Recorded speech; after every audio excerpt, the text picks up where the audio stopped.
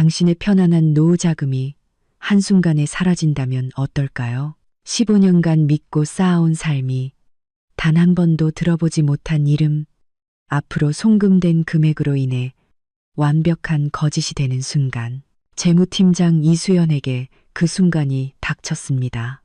당신의 삶을 지키는 가장 중요한 싸움, 지금 시작합니다. 이수연은 컴퓨터 화면 앞에 앉아 머릿속에서 도무지 정리되지 않는 숫자들을 바라보았습니다. 700만 원, 주, 푸른 미래 투자라는 곳으로의 송금 내역이었습니다. 수연은 확신했습니다. 자신들의 가족 계획에 푸른 미래 같은 투자 회사는 없었습니다. 남편 김민주는 이 회사를 단 한 번도 언급하지 않았습니다. 저절로 손이 전화기로 향했습니다. 남편의 번호를 눌렀습니다. 벨소리가 울렸습니다. 한 번, 두 번, 세 번, 그리고 끊겼습니다. 이상했습니다. 민주는 언제나 전화를 받았습니다. 설령 회의 중이라도 몇 분 뒤에는 반드시 다시 걸어오는 사람이었습니다. 수연은 시계를 보았습니다. 화요일 오후 1시 30분. 민주는 지금 부산에서 납품업체와의 협상이 있어야 했습니다. 적어도 어제 저녁. 짐을 챙길 때는 그렇게 말했습니다. 수연은 은행 앱을 열었습니다. 비밀번호는 습관적으로 입력했습니다. 15년간의 결혼 생활은 신뢰를 가르쳤습니다. 공동 계좌의 자금, 이동 내역을 확인했습니다. 수연은 거래 내역을 훑어내려갔고 시간이 지날수록 그녀의 얼굴은 점점 더 창백해졌습니다. 700만 원 송금은 유일한 거래가 아니었습니다. 석 달 전에도 있었습니다. 550만 원, 같은 수치인 또 다른 내역, 한 달 전. 480만 원. 수연은 암산으로 빠르게 계산했습니다. 그녀의 직업, 재무팀장 경력이 여실히 드러났습니다. 지난 4개월 동안 2억 4,700만 원이 그들의 공동 계좌에서 말 그대로 사라져 버렸습니다. 어떻게 이런 일을 전혀 눈치채지 못했을까요? 수연은 눈을 감고 기억을 더듬었습니다. 최근 몇 달은 정말 정신없이 바빴습니다. 회사 연말 결산 작업, 세무조사, 그 후 딸 하윤이가 아파서 2주 동안 열이 났습니다. 그녀는 민준을 믿었습니다. 민준은 항상 이렇게 말했습니다. 당신은 회사 일만으로도 충분히 힘들어. 가정경제는 내가 알아서 할게.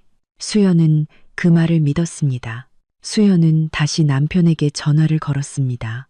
다시 벨소리, 다시 끊김.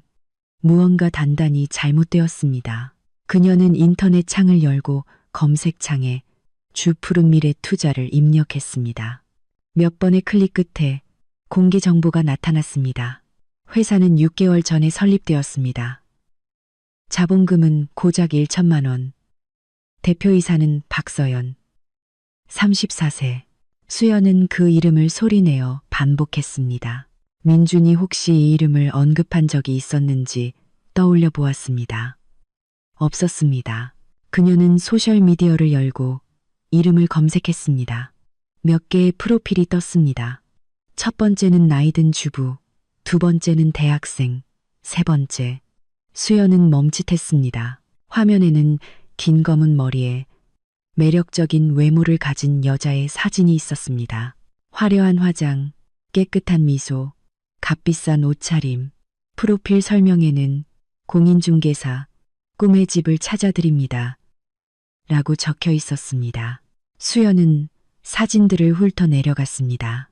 사무실 셀카, 고객 미팅, 회사 행사 사진. 그러다 갑자기 멈췄습니다. 수연은 사진 한 장을 확대했습니다. 회식 사진이었습니다. 배너의 로고를 알아보았습니다. 민준이 일하는 바로 그 유통회사의 로고였습니다. 서연은 샴페인 잔을 들고 직원들 그룹 속에 서 있었고 그 옆에는 약간 떨어져 있었지만 분명 같은 회사에 속한 듯한 민준, 그녀의 남편이 있었습니다. 심장이 빠르게 뛰기 시작했습니다. 수연은 더 내려갔습니다. 또 다른 회사 행사 사진. 다른 날짜였습니다. 서연과 민준이 더 가까이 서 있었습니다. 민준이 그녀의 귀에 무언가 속삭이고 서연은 웃고 있었습니다. 다음 사진. 둘이 같은 테이블에 앉아 있습니다. 또 다른 단체 셀카. 하지만 시선.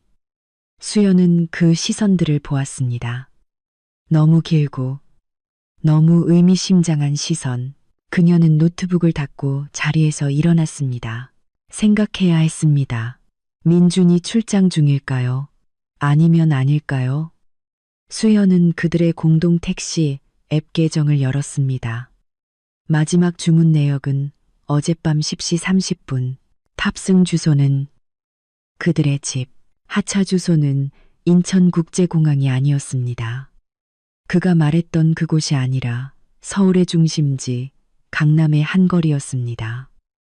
그는 아예 비행기를 타지 않았던 것입니다. 그는 서울에 있습니다. 그리고 전화를 받지 않습니다. 수연은 다시 컴퓨터 앞에 앉았습니다. 증거가 필요했습니다. 구체적인 무언가. 그녀는 안방으로 가서 옷장을 열고 민준의 노트북을 꺼냈습니다. 그는 출장 갈 때 태블릿만 있으면 된다며 이 노트북은 거의 가져가지 않았습니다. 전원을 켰습니다. 비밀번호는 그녀도 알고 있었습니다. 그들의 결혼기념일. 민준은 감상적인 사람이었습니다. 적어도 예전에는 그랬습니다. 바탕화면이 로딩되었습니다. 수연은 브라우저를 열었습니다. 검색 기록, 평범한 사이트들, 뉴스, 업무, 스포츠, 의심스러운 것은 없었습니다. 그녀는 막 노트북을 닫으려 할 때 화면 모퉁이에서 메신저 아이콘을 발견했습니다. 웹 버전. 민준은 종종 계정 로그아웃을 잊었습니다. 클릭, 눈앞에 대화창이 펼쳐졌습니다. 몇 달에 걸친 긴 대화. 첫 메시지는 7개월 전 3월로 거슬러 올라갔습니다. 민준, 구매 관련 상담 감사합니다. 큰 도움이 됐어요. 서연, 별 말씀을요. 언제든 궁금한 점은 물어보세요. 처음에는 업무적인 대화였습니다. 업무 질문, 서류, 납품업체 논의. 그러다 약 한 달 후 어조가 바뀌었습니다. 민준, 오늘 정장이 정말 멋지시네요. 항상 그렇게 우아하게 옷을 입으시네요. 서연, 감사합니다. 노력하고 있어요. 민준 씨도 항상 멋지세요. 수연은 속이 조여오는 것을 느꼈습니다. 그녀는 더 훑어내려갔습니다. 메시지는 점점 더 개인적으로 변했습니다. 칭찬, 농담, 암시, 그리고 마침내 민준 씨 생각을 멈출 수가 없어요. 나도 그래. 우리 어떻게 해야 할까요? 서연, 오늘 저녁에 만날까요? 민준, 응 와. 수연은 눈을 감았습니다. 노트북을 덮고 도망치고 본 모든 것을 잊고 싶었습니다. 하지만 그녀의 직업적 감각이 발동했습니다. 사실이 필요했습니다. 전체 그림이. 그녀는 눈을 뜨고 계속 읽었습니다. 지난 2달간의 대화는 완전히 다른, 업무적이지만 다른 종류의 내용이었습니다. 방 3개, 신축, 좋은 동네, 계약금 1억 5천, 서연, 좋아요. 저는 이미 회사 계좌로 돈을 옮겨놨어요. 일주일만 있으면 필요한 금액을 모을 수 있을 거예요. 민준, 그녀가 아무것도 눈치채지 못할 거라고 확신해. 서연, 확신해요. 수연 씨는 너무 바빠서 통장 내역도 안 봐요. 나를 완전히 믿고 있어요. 민준, 그럼 언제 말할 거야? 서연, 곧 아파트 계약부터 하고 그 다음에 이혼 소송을 낼 거예요. 재산 분할이 시작되기 전에 우리만의 공간을 만들고 싶어요. 민준, 난 정말 당신과 새 삶을 시작하고 싶어. 서연, 나도 그래, 자기야. 조금만 더 참아요. 수연은 미동도 없이 앉아 있었습니다. 머릿속으로 그림이 맞춰졌습니다. 외도. 그것은 분명했지만 단순한 불륜이 아니었습니다. 그것은 계획적이고 냉소적인 계획이었습니다. 민주는 그들의 공동 자금을 빼돌리고 내연녀 이름으로 아파트를 마련하고 이혼을 신청할 준비를 하고 있었습니다. 그리고 그녀, 이수연은 아무것도 모르는 채 남겨져야 했을 것입니다. 계좌조차 확인하지 않은, 믿기만 하는 바보처럼 그녀는 계속 읽었습니다. 메시지는 점점 더 노골적으로 변했습니다. 나 별장 담보로 대출받았어. 3억. 그걸로 아파트 대출금은 충분할 거야. 민준, 별장이 당신 이름으로만 되어 있는 거 확실해? 서연, 응. 수연 씨는 내가 내 이름으로만 해놓은 거 몰라. 공동명의라고 생각하고 있어. 민준, 당신은 천재야. 서연, 그냥 미리 대비하는 거지. 수연은 일어서서 방을 서성였습니다. 별장, 8년 전 그들이 함께 샀던 바로 그 별장. 그녀는 계약금을 마련하기 위해 자신의 모든 저축액을 털어넣었습니다. 민주는 공동명의로 할 거라고 말했지만 그녀는 그를 믿었기에 서류조차 확인하지 않았습니다. 그냥 믿었습니다. 그리고 이제 그 별장은 내연녀의 새 삶을 위해 받은 대출금의 담보물이 된 것입니다. 또 얼마나 많은 것이 있을까요? 수연은 노트북으로 돌아왔습니다. 끝까지 파헤쳐야 했습니다. 그녀는 문서 폴더를 열었습니다. 계약서, 영수증, 은행 거래 내역. 드디어 발견했습니다. 대출 계약서, 3억 원, 연구 %, 기간 5년, 담보는 경기도 외곽 별장, 계약 날짜는 2달 전. 수연은 빠르게 계산했습니다. 서연의 회사 계좌로 빼돌려진 2억 4,700만 원, 그리고 별장 담보 대출 3억 원, 총 5억 4,700만 원입니다. 이것은 그들의 모든 저축액과 빚이었습니다.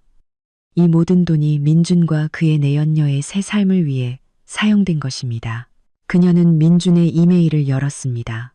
은행에서 온 이메일, 대출 승인 통보. 또 다른 이메일, 부동산 중개소에서 온 아파트 예약 메일. 방 3개, 80인 제도, 분당의 신축 아파트, 가격 7억 8천만 원, 계약금 1억 5천만 원, 나머지는 대출. 수연은 스크린샷을 찍었습니다. 대화 내역, 문서, 이메일, 필요한 모든 것을 USB에 저장했습니다. 그리고 다시 클라우드에 이중으로 저장했습니다. 위험을 감수할 수 없었습니다. 증거는 어떤 경우에도 남아 있어야 했습니다. 시계를 보았습니다. 오후 4시 30분. 하윤이가 1시간 뒤면 학교에서 돌아올 것입니다. 딸에게 이런 모습을 보여줄 수는 없었습니다. 정신을 차려야 했습니다. 수연은 찬물로 세수하고 안정제를 마시고 거울을 보았습니다. 37세, 나이에 비해 괜찮은 모습입니다. 날씬하고 단정한 모습, 직장, 가족, 집, 모든 것이 제자리에 있었습니다. 아니, 그렇게 보였습니다. 휴대폰이 울렸습니다. 민준의 메시지였습니다. 미안. 협상 중이었어. 무음으로 해놨었네. 잘 지내? 수연은 화면을 바라보았습니다.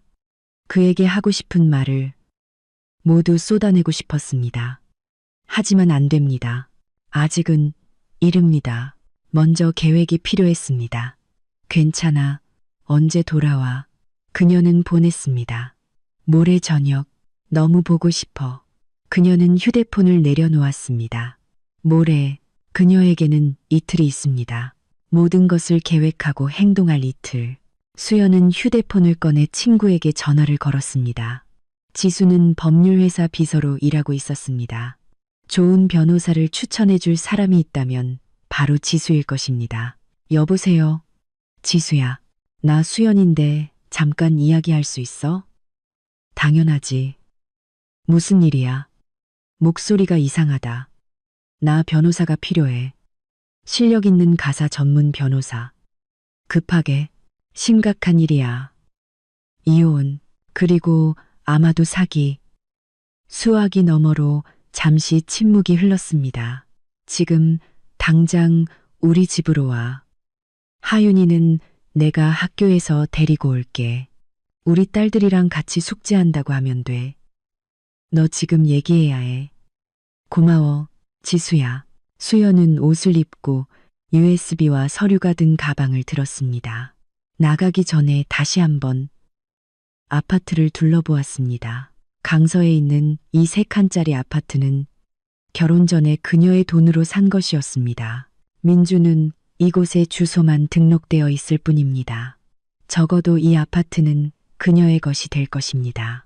아주 작은 위안이었습니다. 지수의 집에서 그녀는 2시간을 보냈습니다. 모든 것을 이야기했고 서류를 보여주었습니다. 친구는 들으면서 고개를 젓고 때로는 짧은 탄식을 내뱉었습니다. 저런 정말 악랄한 사람이야. 내 남편 민준이. 나도 그렇게 생각했어. 15년 동안. 들어봐. 너 정말 변호사가 필요해. 그것도 실력 있는 변호사. 우리 회사에 정은영 변호사님이 있어. 가사 사건 전문이지. 강단 있지만 공정하신 분이야. 그분이 널 도와줄 수 있을 거야.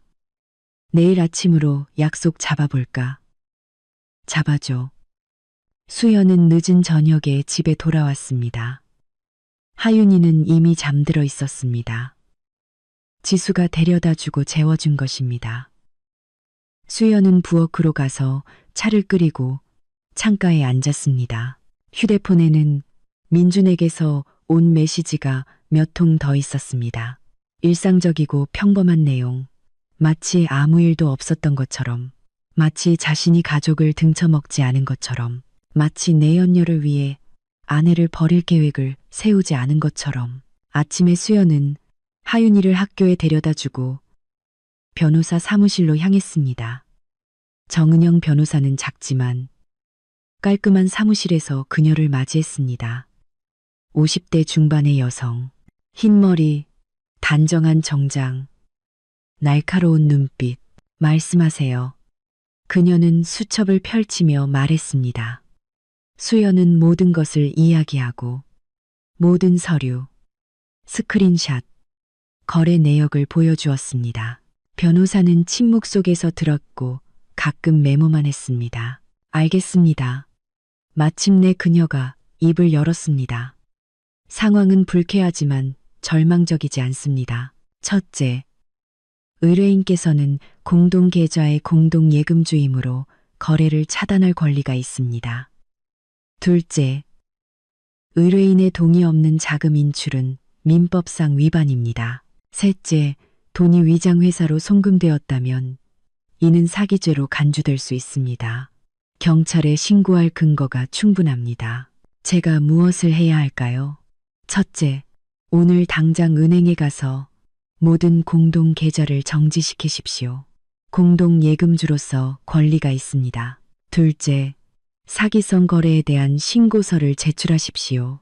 은행은 조사가 진행되는 동안 계좌를 동결할 것입니다.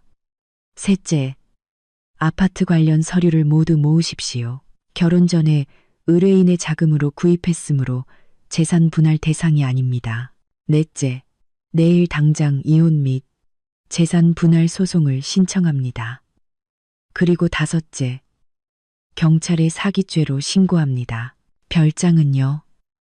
별장은 담보로 잡혀 있습니다. 대출이 의뢰인의 동의 없이 사기 목적으로 이루어졌음을 입증할 수 있다면 계약을 무효화할 수 있지만 이것은 더 복잡합니다. 시간과 확실한 증거 기반이 필요합니다. 제게 대화 내역이 있습니다. 거기에 모든 것이 쓰여 있습니다. 정 변호사는 희미하게 미소 지었습니다. 그렇다면 승산이 매우 높습니다. 은행으로 가십시오. 오늘 중으로 계좌를 정지시키고 내일 오십시오. 신청서를 작성하겠습니다. 수연은 명확한 행동 계획을 가지고 사무실을 나섰습니다. 두려움은 사라지고 차가운 결단력이 그 자리를 대신했습니다. 민주는 그녀가 아무것도 눈치채지 못할 순진한 주부라고 생각했습니다. 그는 오선했습니다. 은행에서 그녀는 즉시 안내를 받았습니다. 담당자는 상황을 듣고 서류를 요청했습니다. 고객님은 모든 계좌의 공동 예금주이시며 거래를 차단할 완전한 권리가 있습니다. 하지만 남편분께서 불만을 가질 수도 있다는 점을 알고 계십니까? 알고 있습니다. 좋습니다. 정지 처리를 진행하겠습니다. 또한 의심스러운 거래에 대한 신고서도 작성하실 수 있습니다. 저희가 내부 조사를 진행하겠습니다. 작성하겠습니다. 1시간 후 모든 공동 계좌가 정지되었습니다. 총 잔액은 약 4천만 원이었습니다. 민준의 모든 송금 이후 남은 금액이었지만 그래도 무언가는 건진 것입니다. 수연은 은행을 나섰습니다. 오후 2시 30분이었습니다. 민준은 내일 저녁에 돌아올 예정이었지만 카드를 사용하려는 즉시 계좌 정지 사실을 알게 될 것입니다. 그녀의 예상은 틀리지 않았습니다. 2시간 후 휴대폰이 쉴 새 없이 울렸습니다. 민준에게서 온 전화였습니다. 1통, 2통, 3통, 4통. 수연은 받지 않았습니다. 괴로워하게 둡시다. 더 이상 모든 것이 그의 통제하에 있지 않다는 것을 깨닫게 합시다. 마침내 그녀는 5번째 전화에 응답했습니다. 네, 그녀의 목소리는 침착했습니다. 네가 무슨 짓을 저질렀는지 알아. 이 지독한 여자야. 누가 내게 계좌를 정지시킬 권리를 줬어. 수화기 너머로 남편이 신경질적으로 소리쳤습니다. 수연은 옅게 웃었습니다. 그는 그녀가 이미 모든 것을 파헤쳤다는 사실을 꿈에도 상상하지 못했을 것입니다. 내연녀와 그녀 뒤에서 저질렀던 모든 더러운 짓들을. 하지만 이것은 그의 느리고 고통스러운 종말의 시작일 뿐이었습니다. 민준 씨, 나 서연에 대해 알고 있어. 돈에 대해, 아파트에 대해, 모든 것에 대해. 수화기 너머로 침묵이 흘렀습니다. 그리고 흐트러진 숨소리. 무슨 서연, 무슨 소리 하는 거야. 완전히 미쳤어. 그만둬. 당신들 대화 내역 봤어. 서류도 봤어. 별장 담보 대출에 대해서도 알아. 주푸른 미래 투자에 대해서도 알아. 전부 다 알아. 또 다른 침묵. 수연은 그가 힘겹게 숨쉬는 소리를 들었습니다. 수연아, 들어봐. 그건 내가 생각하는 게 아니야. 정말? 그럼 내가 뭘 생각하는 건데? 민준 씨? 당신이 가족 돈 5억 4,700만 원을 빼돌려 내연녀 아파트를 사주고 있다는 거? 아파트 계약만 하면 이혼 소송을 낼 계획이었다는 거? 나를 15년 동안 속여왔다는 거? 내가 뭘 생각하는 걸까? 이 모든 건 서연 때문이야. 그녀가 나를 끌어들였어. 난 그러고 싶지 않았어. 물론이지. 그녀가 당신에게 강요했겠지. 당신이 우리 돈을 송금할 때, 대출을 받을 때, 수연이는 너무 바빠서 아무것도 눈치 못 채라고 그녀에게 문자를 보낼 때 그녀가 당신 머리에 총을 겨누고 있었겠지. 수연아, 부탁이야. 제대로 얘기 좀 하자. 내가 지금 갈게. 다 설명할게. 그럴 필요 없어. 원래 계획대로 모레 와. 나는 이혼 소송과 사기죄로 경찰 신고를 할 거야. 너 감히 그럴 수 없어. 해보면 알겠지. 수연은 전화를 끊었습니다. 손은 떨렸지만 내면은 놀랍도록 또렷했습니다. 그녀는 첫 발을 내디뎠고 돌아갈 길은 없었습니다. 저녁 하윤이가 잠든 후 수연은 노트북을 들고 부엌에 앉았습니다. 그녀는 박서연에 대한 정보를 조사했습니다. 소셜미디어, 포럼, 그녀의 중개사 활동에 대한 리뷰. 그러다 포럼에서 이상한 댓글을 발견했습니다. 박서연 조심하세요. 그녀가 제 남편에게 접근해서 어떤 회사를 만들고 돈을 빼돌린 뒤 사라졌어요. 남편은 빚만 남았고요. 경찰도 아무것도 증명하지 못했어요. 이 댓글은 태연이라는 여성이 2년 전에 남긴 것이었습니다. 수연은 태연이 남긴 연락처를 복사하여 개인 메시지를 보냈습니다. 안녕하세요. 저도 박서연과 비슷한 일을 겪었습니다. 이야기 나눌 수 있을까요? 10분 후 답장이 왔습니다. 물론이죠. 어떤 사람과 상대하고 있는지 아시는 게 좋을 거예요. 전화합시다. 그들은 1시간 동안 이야기했습니다.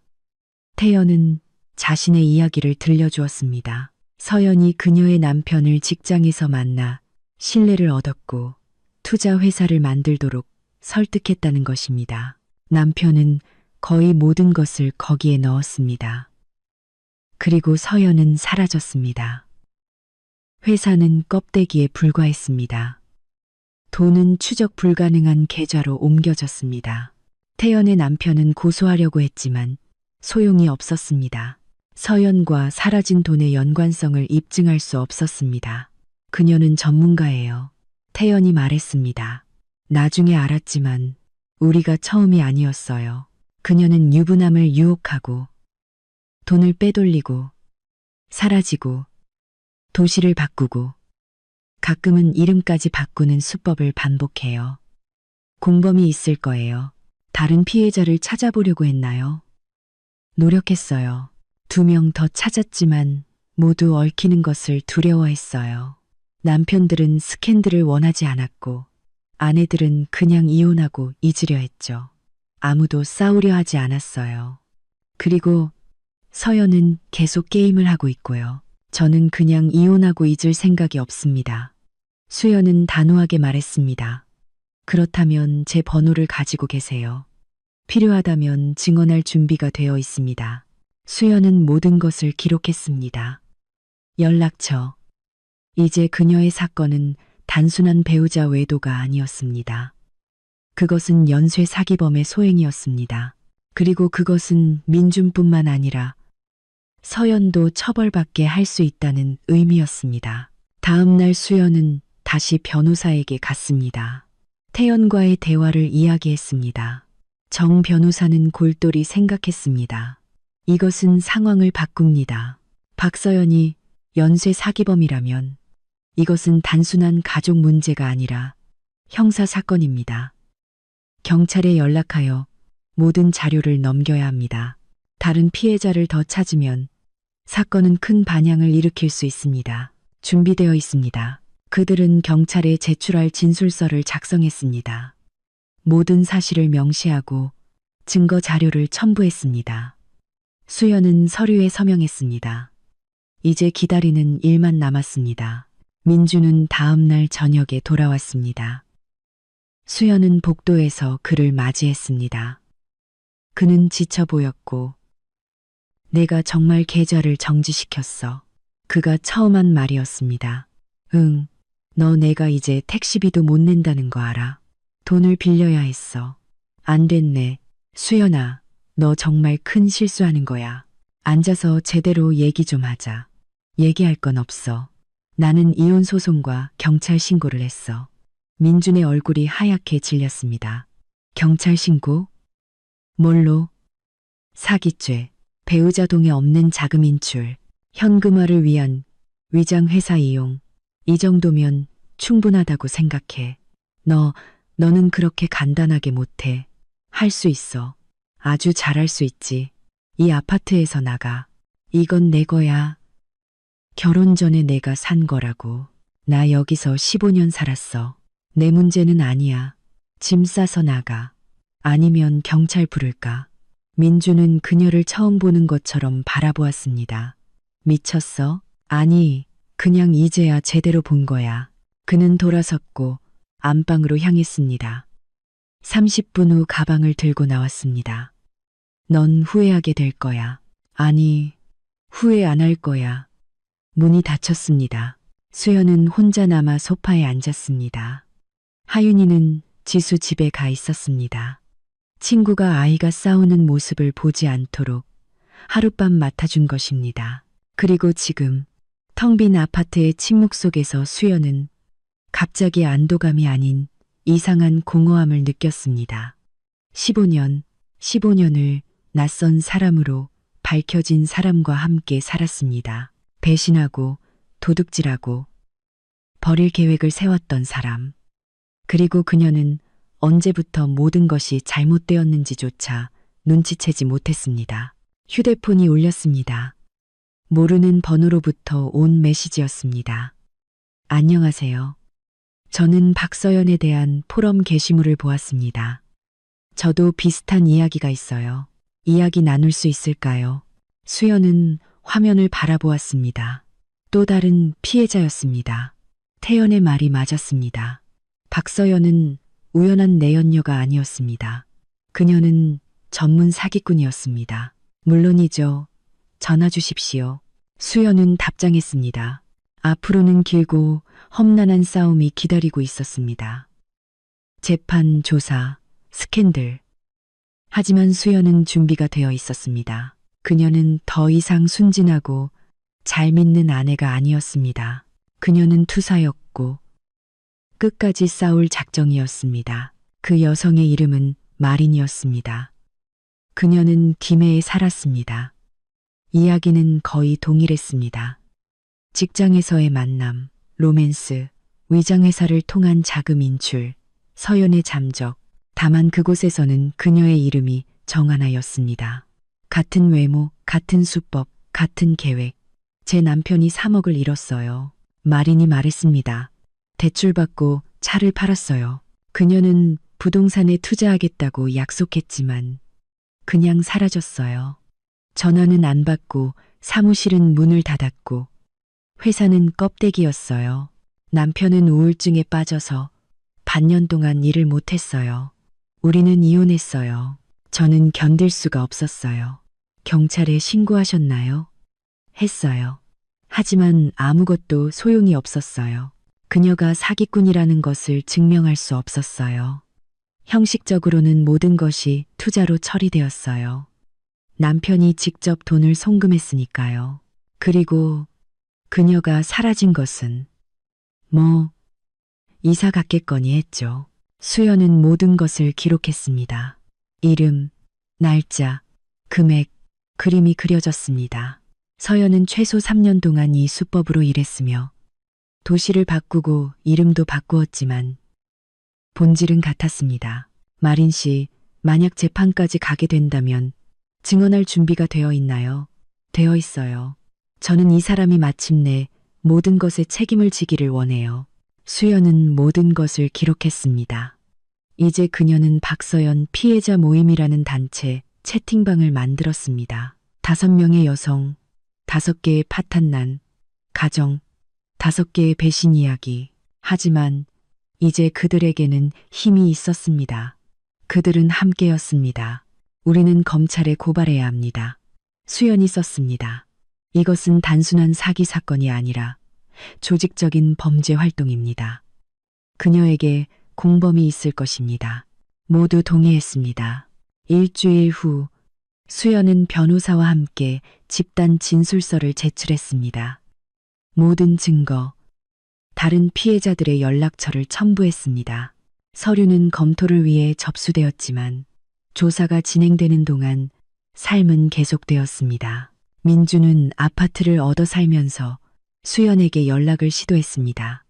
전화를 걸고 문자를 보내고 만남을 간청했습니다. 그러다가 그는 공동 지인들에게 전화를 걸기 시작했습니다. 가장 먼저 전화한 사람은 그들의 이웃이었습니다. 수연아, 무슨 일이야? 민준 씨가 네가 자기를 집에서 쫓아냈대. 네가 이유 없이 질투하고 미쳤다고 하던데. 이모, 민준 씨 말 믿지 마세요. 저에게 모든 증거가 있어요. 그가 내연녀를 위해 가족 돈 5억 4,700만 원을 빼돌렸어요.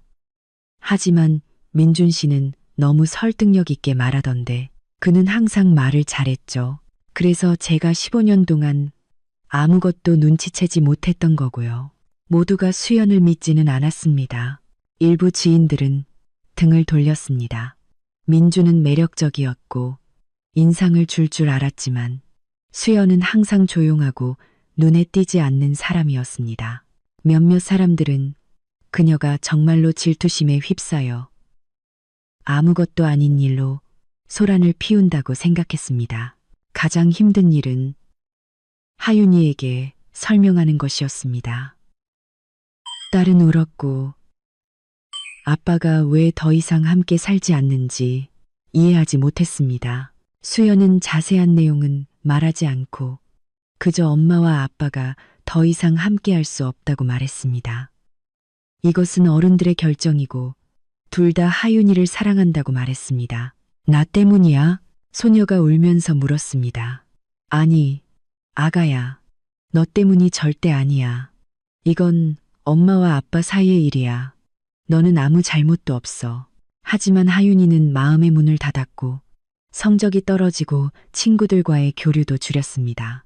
수연은 아이에게 도움이 필요하다는 것을 깨달았습니다. 딸을 아동심리 상담사에게 등록했습니다. 2주가 지났습니다. 민주는 변호사를 통해 공식 서한을 보내 계좌를 해지하라고 요구했고 불법 행위로 소송을 제기하겠다고 위협했습니다. 정 변호사는 서한을 읽고 콧방귀를 뀌었습니다. 고소하라고 하세요. 우리의 사건은 철통 같습니다. 모든 송금 내역이 문서로 되어 있습니다. 내연녀와의 대화는 고의성을 입증하고 의뢰인 동의 없는 별장 담보 대출도 있습니다. 게다가 다른 피해자들의 증언까지요. 그는 지금 그저 위협하는 것뿐입니다. 정 변호사의 말이 맞았습니다. 며칠 후 민주는 새로운 서한을 보냈습니다. 만남을 요청하며 원만하게 합의하고 싶다고 했습니다. 만남은 카페에서 이루어졌습니다. 중립지역이었습니다. 수연은 변호사와 함께 갔습니다. 민주는 혼자였습니다. 그는 초췌해 보였습니다. 구겨진 정장, 면도하지 않은 수염, 눈 밑에 다크서클. 수연아, 이 악몽을 끝내자. 그가 시작했습니다. 내가 잘못했다는 거 인정해. 비열하게 행동했어. 하지만 법원이나 경찰 없이 평화롭게 해결하자. 합의하고 싶어? 당신이 한 짓 후에 돈은 천천히라도 돌려줄게. 아파트는 내게 남길게. 양육비도 꼬박꼬박 줄게. 경찰 신고만 취하해줘. 수연은 그를 바라보았습니다. 한때 그녀가 사랑했던 사람, 결혼하고 아이를 낳고 가정을 이루었던 사람. 이제 그녀 앞에 있는 것은 낯설고 겁에 질린 남자였습니다. 안 돼. 뭐가 안 돼. 나는 신고를 취하하지 않을 거야. 당신은 나만 속인 게 아니야. 직장 내 지위를 이용했어. 사기 계획에 가담했고 책임을 져야 해. 수연아, 하지만 나잖아. 당신 남편, 딸의 아버지. 당신은 그 여자와 엮였을 때 더 이상 내 남편이 아니었어. 당신이 딸의 미래를 훔쳤을 때 더 이상 아버지가 아니었어. 민주는 벌떡 일어섰습니다. 넌 후회할 거야. 내가 복수할 방법을 찾을 거야. 해봐. 수연은 침착하게 대답했습니다. 그는 카페 문을 쾅 닫고 나갔습니다. 변호사는 만족스럽게 고개를 끄덕였습니다. 잘하셨어요. 조작에 넘어가지 않았습니다. 하지만 민준의 위협은 헛되지 않았습니다. 일주일 후 수연에게 시어머니 최명숙 여사에게서 전화가 왔습니다. 그녀는 불안하게 더듬거리며 말했습니다. 수연아, 나에게 급히 와줘. 너와 이야기할 게 있어. 수연은 그날 저녁 시어머니 댁에 도착했습니다. 시어머니는 매우 속상해 보였습니다. 테이블 위에는 서류 뭉치가 놓여 있었습니다.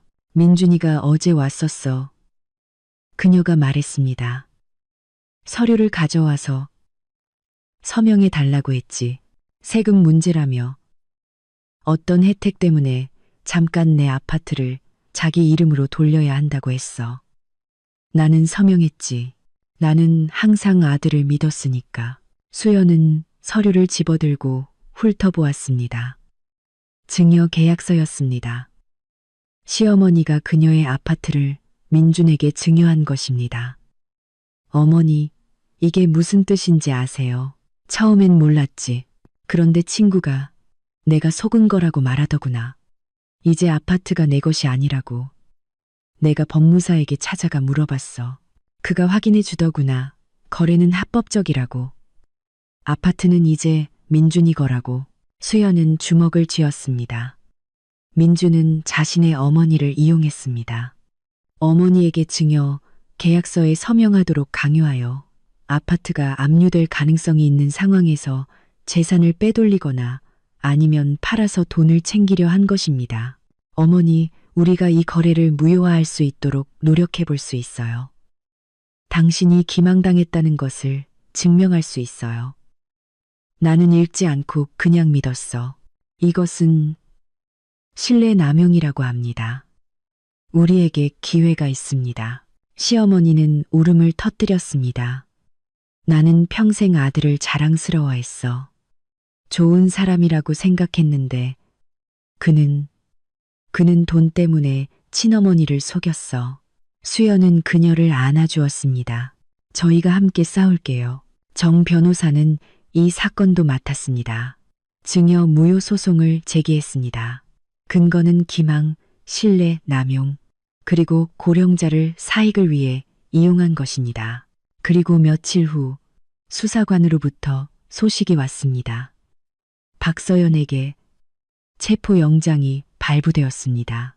그녀가 마지막으로 알려진 장소는 서울이었지만 유통회사에서 해고된 후 그녀는 사라졌습니다. 전화는 연결되지 않았고 임대한 아파트는 비어 있었고 소셜미디어는 삭제되었습니다. 그녀는 전문가입니다. 수사관 안톤 소모프가 말했습니다. 숨는 법을 알아요. 하지만 저희는 찾을 겁니다. 언젠가는 실수를 할 테니까요. 수연은 독자적인 조사를 계속했습니다. 몇 시간 동안 인터넷에 앉아 서연에 대한 정보를 다른 이름으로 검색했고 한 지역 신문에서 이상한 기사를 발견했습니다. 2년 전 그곳에서 정수진이라는 여성이 사기 혐의로 체포되었다는 기사였습니다. 사진에는 똑같은 서연이 있었지만 사건은 범죄 구성 요건 미달로 종결되었습니다. 수연은 이 기사를 수사관에게 전달했고 그는 확인하겠다고 약속했습니다. 점차 실타래가 풀렸습니다. 박서연, 그녀는 정하나였고 정수진이기도 했습니다. 최소 3개의 알려진 이름, 최소 7개의 도시, 최소 15명의 피해자. 집에서는 삶이 평소처럼 흘러갔습니다. 하윤이는 점차 회복하고 있었습니다. 심리 상담사가 도움이 되었습니다. 딸은 더 자주 웃기 시작했고 공부도 다시 열심히 했습니다. 아버지와는 2주에 한 번씩 만났습니다. 민주는 와서 딸을 2시간 정도 데리고 나갔습니다. 수연은 방해하지 않았습니다. 어찌되었든 그는 하윤이의 아버지였습니다. 직장에서도 변화가 있었습니다. 수연은 상사에게 자신의 상황을 이야기했습니다. 자세한 내용은 생략하고 그저 이혼 과정에서 어려운 시기를 겪고 있다고 설명했습니다. 경영진은 이해심을 보였습니다. 심지어 필요하다면 회사 변호사의 도움을 제안하기도 했습니다. 하지만 가장 예상치 못한 일은 민준과 헤어진 지 한 달 후에 일어났습니다. 수연에게 이현우가 연락했습니다. 한때 민준의 부패 증거 서류를 제공했던 바로 그 직장 동료였습니다.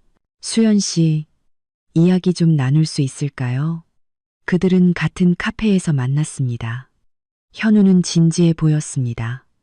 제가 민준 씨와 서연 씨에 대해 좀 더 알게 되었어요. 제가 생각했던 것보다 더 심각합니다. 뭐가요? 민준 씨는 뇌물수수뿐만 아니라 직장 내 지위를 이용했습니다. 허위 구매를 하고 가격을 부풀렸습니다.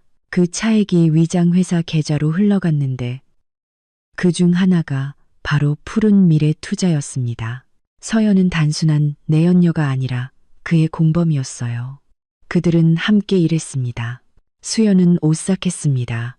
그러니까 그는 피해자가 아니었다는 건가요? 아닙니다. 그는 이 계획의 적극적인 가담자였습니다. 아마도 그들은 이런 식으로 일한 것이 처음이 아닐 겁니다. 다만 이번에는 옛 삶을 정리하고 새 여자, 새 돈으로 새 삶을 시작할 때가 되었다고 판단했을 뿐이죠. 증거가 있나요? 있습니다. 회사 내부 감사에서 5억이 넘는 금액의 위반 사항을 발견했습니다.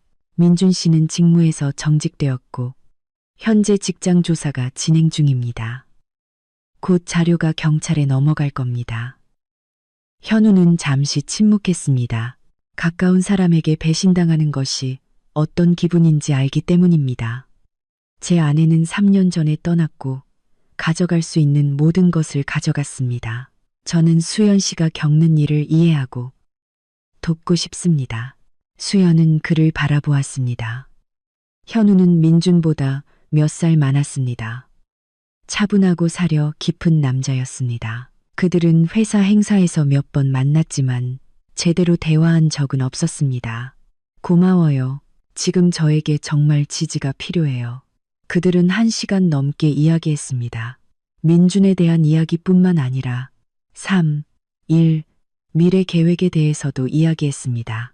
수연은 오랫동안 처음으로 두려움 없이 숨김없이 누군가와 터놓고 이야기할 수 있다는 것을 느꼈습니다. 필요한 것이 있으면 전화하세요. 현우가 헤어질 때 말했습니다. 저는 언제든지 도울 준비가 되어 있습니다. 그리고 이틀 후 충격적인 소식이 전해졌습니다. 수사관이 전화해서 알렸습니다. 박서연이 제주공항에서 터키로 출국하려다 체포되었습니다. 그녀에게 3개의 다른 이름으로 된 위조 신분증이 있었습니다. 수사관 소모프가 말했습니다. 계좌에는 약 8억 원이 있습니다. 현재 압수수색 중이며 서류를 압수하고 있습니다. 그녀는 이미 진술하고 있습니다. 뭐라고 말하나요? 아직은 부인하고 있습니다. 하지만 이제 막 시작했습니다. 곧 밝혀낼 겁니다. 수연은 채팅방의 여성들에게 연락했습니다. 모두 기뻐했습니다. 마침내 사기꾼이 붙잡혔습니다. 마침내 정의가 실현될 것입니다. 하지만 기쁨이 가라앉자 수연은 이것이 단지 시작일 뿐이라는 것을 깨달았습니다. 앞으로는 신문, 재판, 감정이 기다리고 있었습니다. 각 사건에 대해 서연의 유죄를 입증해야 했습니다. 그것은 시간과 신경, 그리고 힘이 필요한 일이었습니다. 민주는 서연의 체포 소식을 가장 먼저 알았습니다.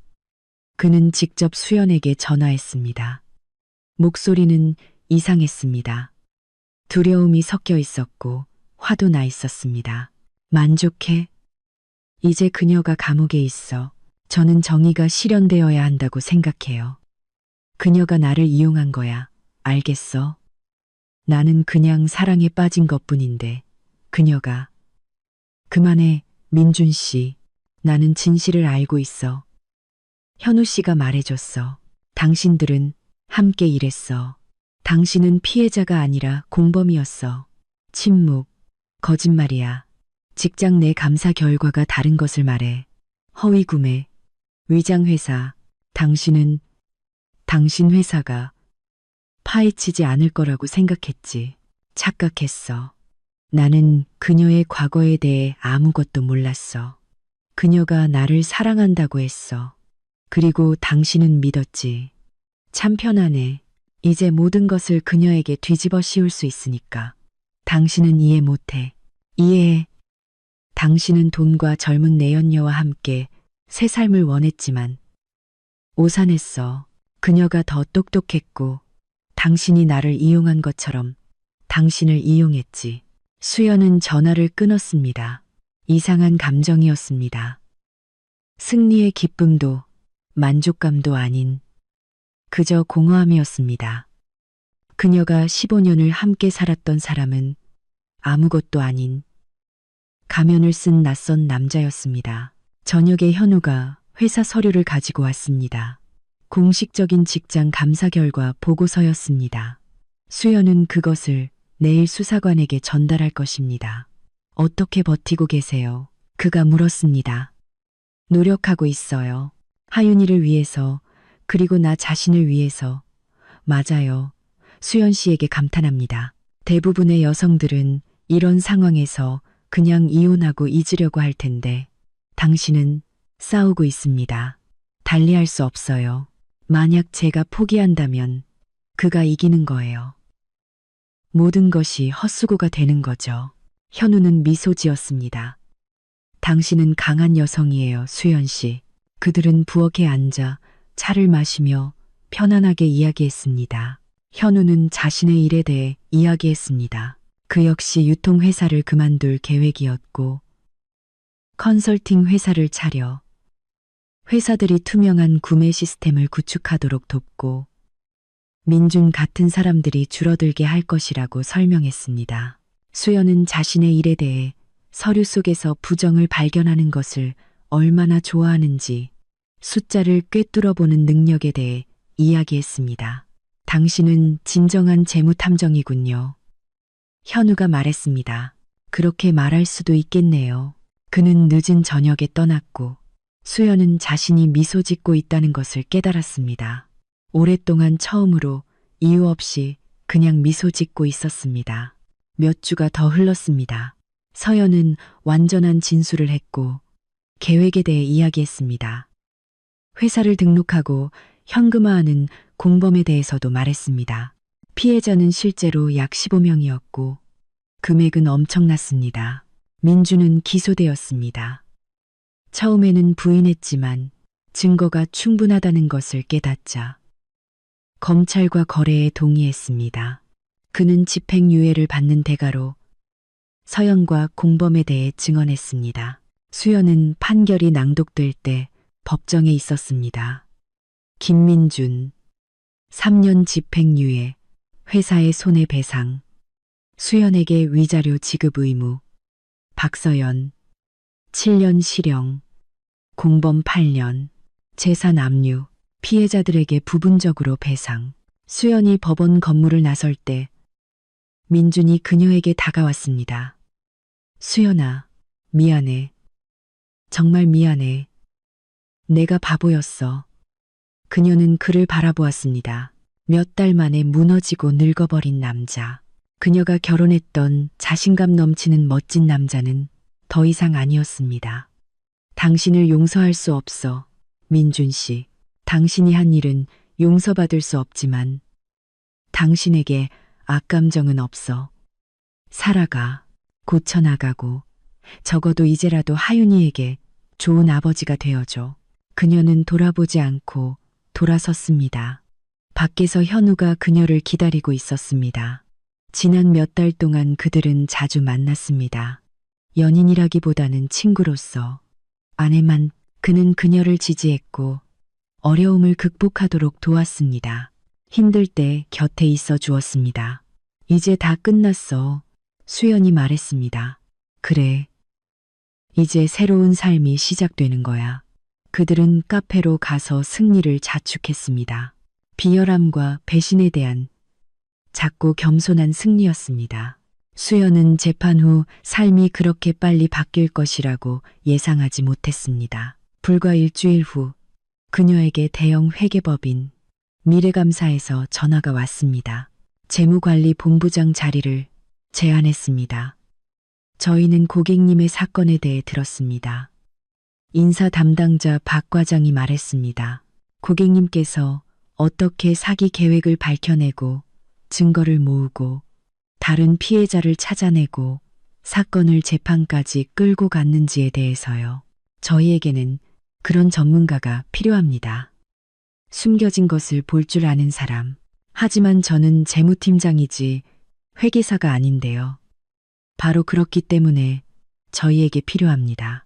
고객님은 회계가 내부에서 어떻게 작동하는지 알고 어디서 위반 사항을 찾아야 하는지 압니다. 그리고 가장 중요한 것은 당신은 끈기가 있다는 것입니다. 포기하지 않으시죠. 급여는 현재 직장의 3배였습니다. 게다가 복지, 교육, 성장 전망까지.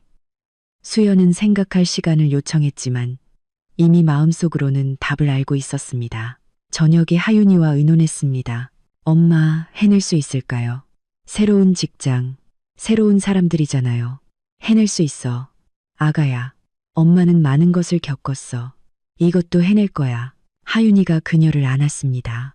엄마는 세상에서 가장 강한 엄마야. 수연은 제안을 수락했습니다. 2주 후 그녀는 새 직장에 출근했습니다. 강남 중심가의 사무실, 12명의 팀원, 중요한 프로젝트들. 첫 달은 어려웠습니다.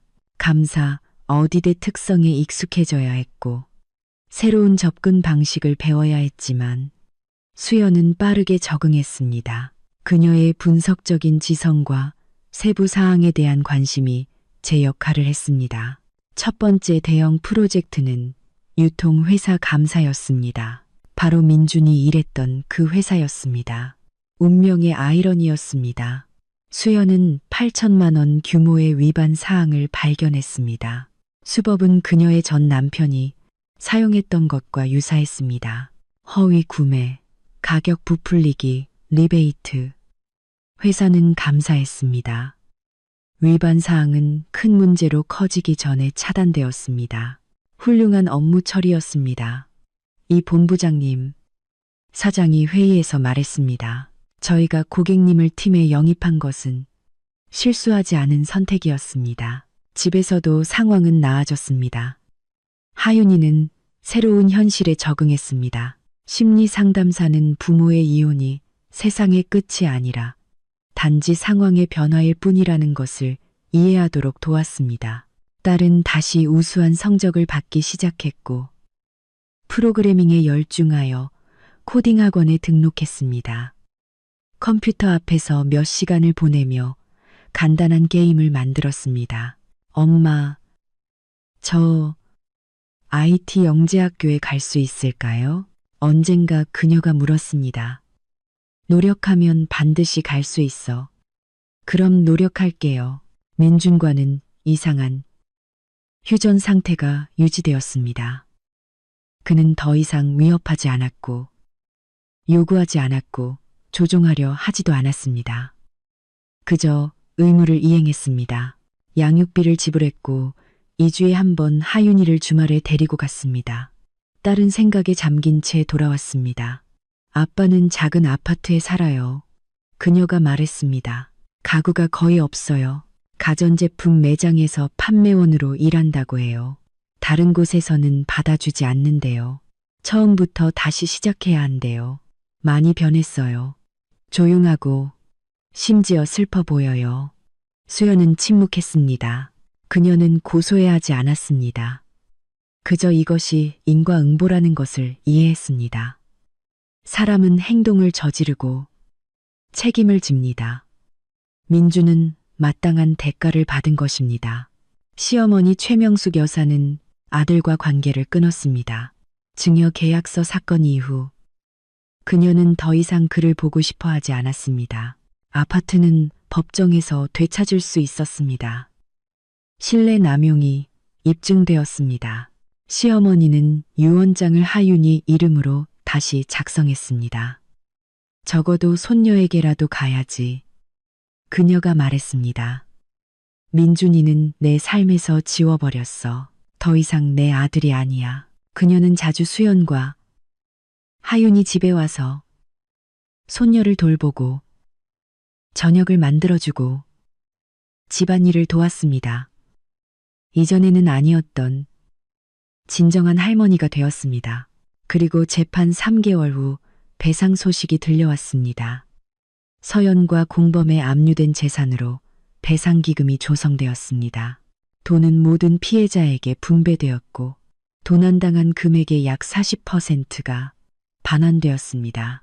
수연에게는 1억 1천만 원이 조금 넘는 금액이 돌아왔습니다. 그녀는 자신을 위해 돈을 쓰지 않았습니다. 하윤이 이름으로 교육 계좌를 열었습니다. 몇 년 후 딸이 대학에 갈 때 유용할 것입니다. 채팅방의 여성들도 배상금을 받았습니다. 모두 수연에게 감사했습니다. 수연 씨가 아니었다면 저희는 그냥 체념했을 거예요. 김해의 말인이 썼습니다. 수연 씨가 우리를 하나로 모았고 싸우는 법을 가르쳐 줬어요. 저는 제가 해야 할 일을 했을 뿐이에요. 아닙니다. 당신은 그 이상을 했어요. 우리에게 정의에 대한 믿음을 되찾아 주었어요. 채팅방은 점차 잠잠해졌습니다. 각자 자신의 삶으로 돌아갔습니다. 하지만 수연은 알았습니다. 그들 중 누군가에게 도움이 필요하다면 그들은 언제나 서로를 지지할 것이라는 것을. 현우와는 계속 연락했습니다. 그는 실제로 구매 및 재무관리, 컨설팅 회사를 열었습니다. 사업은 잘 되었습니다. 회사들은 내부 사정을 잘 아는 전직 물류 팀장에게 기꺼이 의뢰했습니다. 파트너로 들어오지 않을래요? 언젠가 그가 제안했습니다. 당신의 기술과 나의 인맥이 합쳐지면 우리는 큰 일을 해낼 수 있을 거예요. 고마워요. 하지만 사양할게요. 저는 제 일이 좋아요. 안정적이고 팀도 좋고 프로젝트도요. 이해합니다. 제 제안은 유효해요. 생각이 바뀌면 알려줘요. 그들은 일주일에 한 번 만났습니다. 영화를 보러 가고 공원을 걷고 그냥 이야기했습니다. 서두름도 의무감도 없었습니다. 그저 함께 있는 것이 편안한 두 어른이었습니다. 새로운 연애에 대해 생각해 본 적 없어요. 현우가 어느 날 저녁 물었습니다. 생각은 해봤어요. 하지만 아직 준비가 안 된 것 같아요. 제 자신을 정리하고 회복할 시간이 필요해요. 이해합니다. 저도 서두르지 않아요. 이혼 후 사람들을 다시 믿기까지 2년이 걸렸어요. 그럼 우리는 그냥 친구로 지내는 거예요. 친구로 지내다가 나중에 봅시다.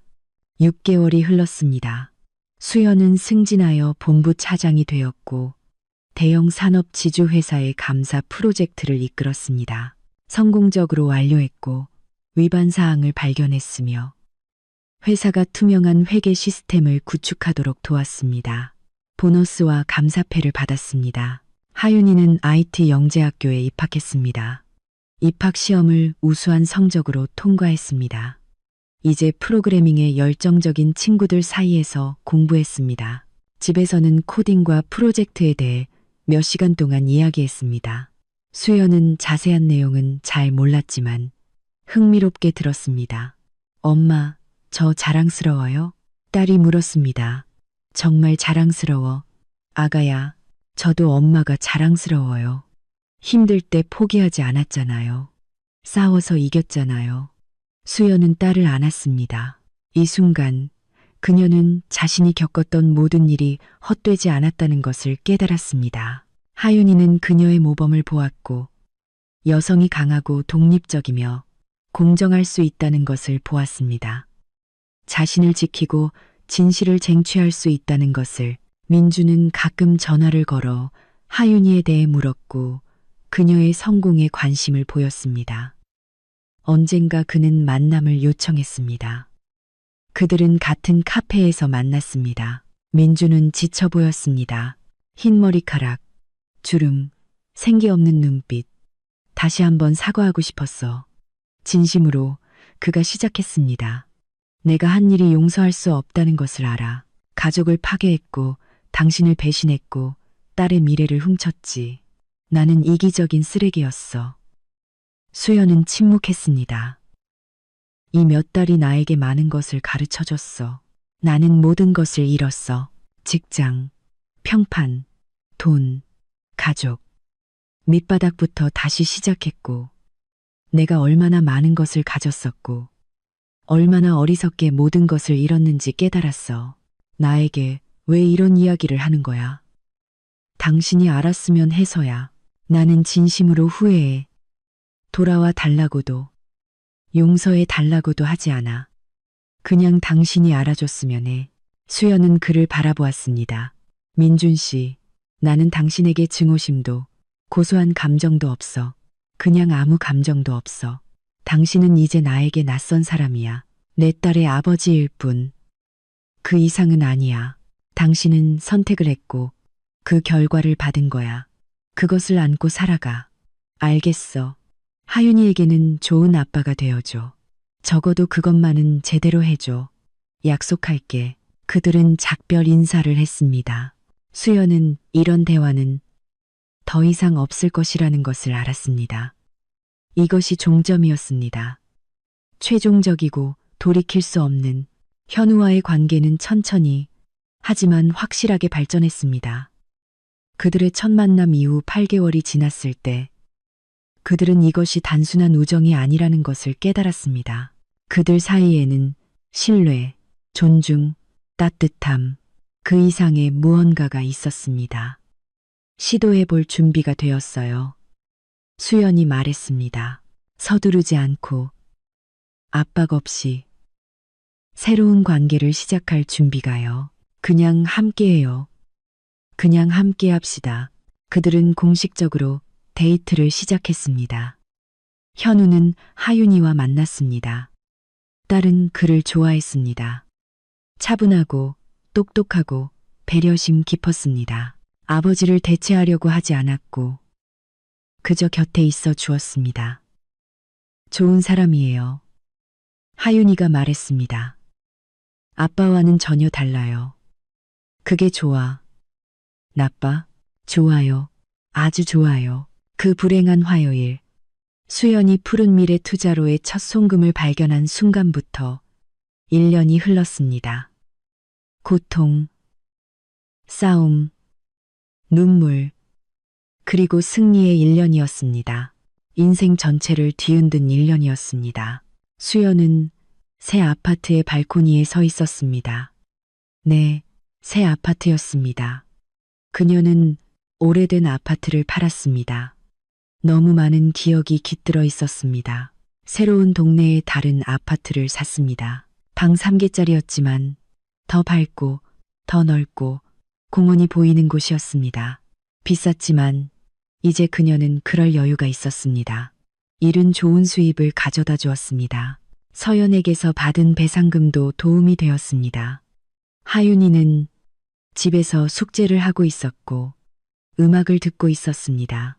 시어머니는 주말이라 와서 부엌에서 맛있는 것을 만들고 있었습니다. 현우는 저녁에 들르기로 약속했습니다. 그들은 전시회에 갈 계획이었습니다. 휴대폰이 울렸습니다. 피해자 모임 채팅방의 메시지였습니다. 얘들아, 기쁜 소식 공유할게. 미용실을 차렸어. 사업이 잘 되고 있어. 삶이 나아지고 있어. 힘들 때 곁에 있어줘서 고마워. 마린, 김해에서 온 메시지였습니다. 수연의 메시지에 가장 먼저 응답했던 바로 그 여성이었습니다. 그녀도 해냈습니다. 그녀도 다시 시작했습니다. 수연은 미소 지었고 채팅방에 썼습니다. 축하해. 잘했어. 우리 모두 해낼 수 있을 거야. 답장이 연달아 쏟아졌습니다. 저는 좋은 사람과 결혼했어요. 행복해요. 다른 도시로 이사하고 직장도 바꿨어요. 모든 게 좋아요. 남편과 화해했어요. 그는 재활치료를 받았고 변했어요. 저희는 두 번째 기회를 주고 있어요. 각자의 이야기, 각자의 고통, 각자의 승리였습니다. 수연은 휴대폰을 내려놓고 일몰을 바라보았습니다. 하늘은 분홍색과 주황색으로 물들고 있었습니다. 따뜻한 봄 저녁이었습니다. 도시는 아래에서 자신의 삶을 살고 있었고 여기 9층에서는 그녀의 삶이 있었습니다. 새롭고 다르고 더 나은 삶이. 그녀는 자신이 걸어온 길을 생각했습니다. 2년 전 삶이 파괴되었다고 생각했습니다. 민준의 배신이 끝이라고 생각했습니다. 그저 고통과 공허함만이 남아있을 거라고. 하지만 그녀는 틀렸습니다. 그것은 시작이었습니다. 그녀 자신이 결정을 내리고 강하고 독립적이며 성공적인 삶의 시작이었습니다. 그녀를 소중히 여기는 사람들이 곁에 있는 삶이었습니다. 하윤이는 그녀를 모범으로 보았습니다. 강하고 자신감 있는 소녀로 성장했습니다. 여성은 자신을 지킬 수 있고 싸울 수 있고 이길 수 있다는 것을 알았습니다. 최명숙 여사는 진정한 가족이 되었습니다. 모두에게 필요한 지지였습니다. 현우는 구세주로서가 아니라 옛 남편의 대체자로서가 아니라 그저 함께 있으면 좋은 사람으로 곁에 있었습니다. 함께 있으면 편안하고 미래를 함께 건설할 수 있는 사람으로. 그리고 민주는 마땅한 대가를 받았습니다. 3년 집행유예는 이미 지났습니다. 그는 작은 회사에서 관리자로 일했고 외곽에서 원룸에 살았으며 양육비를 꼬박꼬박 지불했고 딸과 관계를 회복하려고 노력했지만 예전의 신뢰관계는 영원히 사라졌습니다. 하윤이는 그에게는 정중했지만 차가웠습니다. 어머니에 대한 배신을 용서하지 않았습니다. 서연은 교도소에 수감되었습니다. 7년형, 아직 5년이 남았습니다. 그녀의 공범은 8년을 받았습니다. 그들의 모든 자산은 몰수되었습니다. 돈은 피해자들에게 부분적으로 반환되었습니다. 정의는 실현되었습니다. 즉각적이지는 않았지만 쉽지는 않았지만 실현되었습니다. 수연은 방으로 돌아왔습니다.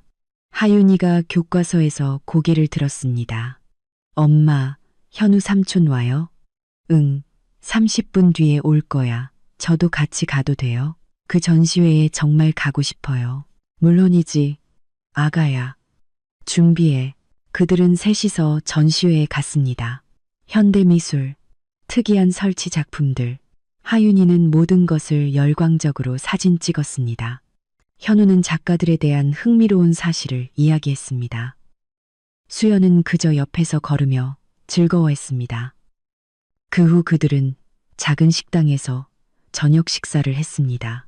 계획과 미래에 대해 이야기했습니다. 하윤이는 서울대학교 컴퓨터공학과에 입학하는 꿈을 꾸었습니다. 현우는 사업을 확장하여 지방의 지사를 열 계획이었습니다. 수연은 박사학위 논문을 생각했습니다. 대학에서 감사학과 교수로 초빙했습니다. 감사학 계획에 우리 모두 큰 계획이 있네요. 현우가 말했습니다. 좋은 일이죠. 그것은 우리가 살고 있다는 뜻이니까요. 수연이 대답했습니다. 진짜로 살고 있다는 뜻이에요. 저녁에 하윤이가 잠든 후 수연은 다시 발코니로 나갔습니다. 현우가 그녀의 어깨를 감싸 안았습니다. 무슨 생각해? 모든 것이 얼마나 변했는지요. 2년 전 저는 다른 사람이었어요. 잘 믿고 순진하고 의존적이었죠. 민준 없이는 살 수 없을 거라고, 혼자서는 감당할 수 없을 거라고 생각했어요. 그리고 지금은요. 이제는 어떤 일이라도 감당할 수 있다는 것을 알아요. 배신이 끝이 아니라 시작이 될 수도 있다는 것을요. 당신은 놀라운 여성이에요. 수연 씨. 그냥 저 자신을 지키는 법을 배웠을 뿐이에요. 아니오라고 말하는 법을 배웠고 싸우는 법을 배웠어요. 그들은 서로를 안고 서서 도시를 바라보았습니다. 아래에서 불빛이 깜빡였습니다. 그곳 어딘가에 수백만 명의 사람들이 각자의 이야기, 승리와 패배를 안고 살고 있었습니다. 그리고 여기, 이 발코니에는 그녀의 이야기가 있었습니다. 포기하지 않고, 복수가 아닌 정의를 위해, 자신을 위해, 딸을 위해 싸우고 이긴 여성의 이야기였습니다. 수연은 더 이상 미래를 두려워하지 않았습니다. 더 이상 외로움을 두려워하지 않았고, 더 이상 배신을 두려워하지 않았습니다. 그녀는 자신이 감당할 수 있다는 것을 알았기 때문입니다. 언제나 감당할 수 있을 것입니다. 곁에는 그녀를 자랑스러워하는 딸이 있었고, 그녀를 존중하는 남자가 있었습니다. 만족을 주는 일이 있었고, 그녀 스스로 만들어낸 삶이 있었습니다. 그리고 그것은 좋은 삶이었습니다. 정직하고 밝고 진실된 삶이었습니다.